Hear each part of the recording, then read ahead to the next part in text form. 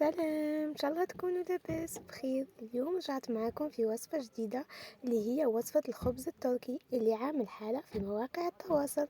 نبداو مع بعضنا. مقادير الوصفة: نحتاج كيلو فرينة ناقص كاس تاع 120 مليلتر. بالنسبة للفرينة استعملت الطابال، تقدروا تستعملوا اي نوع فرينة اخر. واش نحتاجو ايضا؟ نحتاجو فنجان تاع تاي يكون معمر بالزيت، هذاك اللي حنبداو نبسو بيه العجينه تاعنا. نبسو العجينه تاعنا مليح بالزيت تاعنا. نبداو نزيدو بالطرف لانه صديبو نوع الفرينه حتى نكملو تبساس تاعنا تاع هذيك العجينه كامله. من ثم واش نروح نديرو؟ نروح نجيبو مع بعضنا مغرفه صغيره ملح ولا زوز مغارف صغار ملح. بالنسبه للكميه كبيره نحتاجو اقل شيء زوز مغارف يكونوا معمرين مليح تاع قهوه ملح. واللي حاب يديرو مسوس ينجم ينقص في الكميه. من بعد نروح نجيبو لهنايا حليب بودره عفوا حليب بودره تقريبا من مغرف كبيره تاع شاي. يستحسن انه يكون اللي ما عندوش حليب بودره كي يلم بالحليب عادي، حليب تاع الساشيات.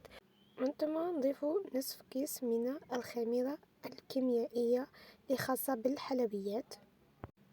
ايضا نضيفوله مغرف كبيره تاع شاي من خميره الخبز. وما ننساوش باه تتفاعل لنا لي الخميره تاعنا نزيدولها نص مغرف من السكر. بالنسبه للخميره خميره الحلويات والخميره والسكر نحطوهم في جهه وحدهم، والملح نحطوه في جهه وحده. ومن بعد ندفيو الماء ونبداو نلمو به هذيك العجينه تاعنا. بالنسبه اللي ما عندهمش حليب لحظه يلموا بالحليب دافي. وحتى تحبوا حتى اذا عندك حليب لحظه تحبي تزيدي يعني زياده عن ذلك تلمي بالحليب دافي مش مشكل، بالعكس حتكون نتيجه ملاحه. لهنا نلمو الخليط تاعنا حتى نتحصلوا على عجينه لازم تكون تتلصق. بالنسبه للماء دافي ولا الحليب دافي ما تزيدوش ضربه واحده، بقاو زيدوا تدريجيا باه العجينه تاعكم يعني ما تفرسكمش. زيدوا حتى تتحصلوا على القوام اللي لازم يكون كما قلت لكم تكون عجينه تتلصق. في الاول حتبان لكم بلي مش حتتلم، ما تخافوش منها، كي تبقاو تدلكوا فيها راهي تتلم. بعديك تقدروا تستعينوا في الاخير باش تقدروا تحطوها تخمر، تستعينوا بشويه زيت. يعني بعد ما تتلم راح تقعد تلصق، جوست تستعينوا بشويه زيت وحطوها تخمر حتى تشوفوا الحجم تاعها الضعف. في الوقت اللي تكون فيه الخميره عفوا العجينه تاعنا قاعده تخمر واش نروحو نديرو؟ لهنا انا كنت حضرت ديجا البولياشي، حطيت جوست حيت نص صدر دجاج وفوحته بشويه توابل الدجاج ملح فلفل اكحل ودرته في المقله بشويه بصل فقط. ورحت لهنا نحضر في الفرماج اللي حنحشي بيه هذاك الخبز تاعنا. نحكمو اي فرماج يعني فرماج تارتيني. واش نديرولو؟ نزيدولو شويه حليب ونبداو نضربو فيه بالفوي تدريجيا. الحليب نزيدو بالطرف، نزيدو ونضربو نزيدو ونضربو حتى يتحللنا هذاك الفرماج تاعنا ويولي سائل نوعا ما باه نقدر نحطو هنايا فوق الخبز تاعنا. بالنسبه لهنا انا درت الدجاج، تقدروا نتوما تعملوا فيوند هاشي يعني لحم بقري ولا غنمي ولا اختياري، تقدري حتى تبدلي تعملي مرقاز وسي، يعني كل واحد وش يحب. لهنايا بعد ما كملنا حليت الفرماج تاعنا وخمرت لنا العجينه تاعنا، وش نديرو؟ قسمناها الى 4 قطع، يعني طلعت لي لهنايا 4 خبزات من الخبز التركي. لهنا نطلعوا هذوك من الخبزات تاعنا. كي تعودوا تحلوا فيها استعينوا بالزيت لانها شويه تتلصق العجينه في الزيت، حيسهل لكم الخدمه. ادهنوا البلاطو تاعكم بالزيت وبداو حلوا العجينه تاعكم.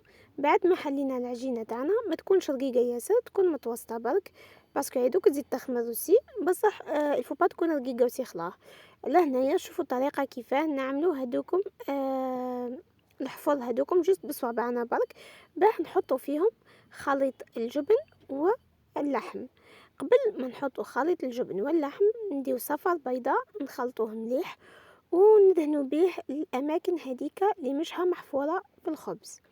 ومن بعديك نبداو نعمرو هذاك الليفيد بالجبن تاعنا بالفرماج، ونزيدو من فوق هذاك الفرماج نبداو نعمروه باللحم اللي عندنا.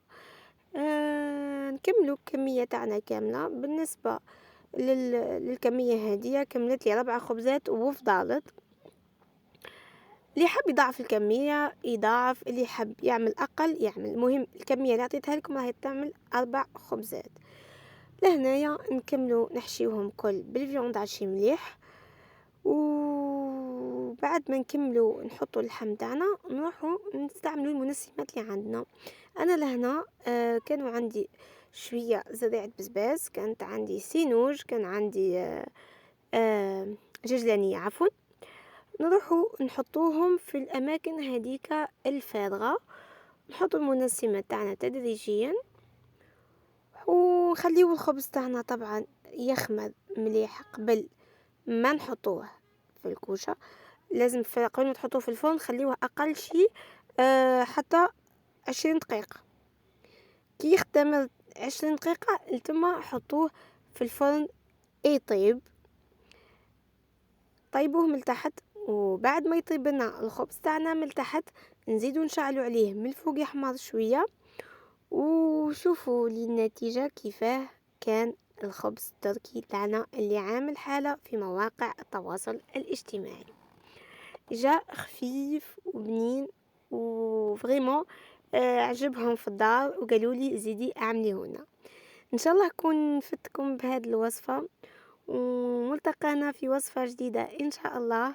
ما تنساوش دعمنا في القناه، وسلام.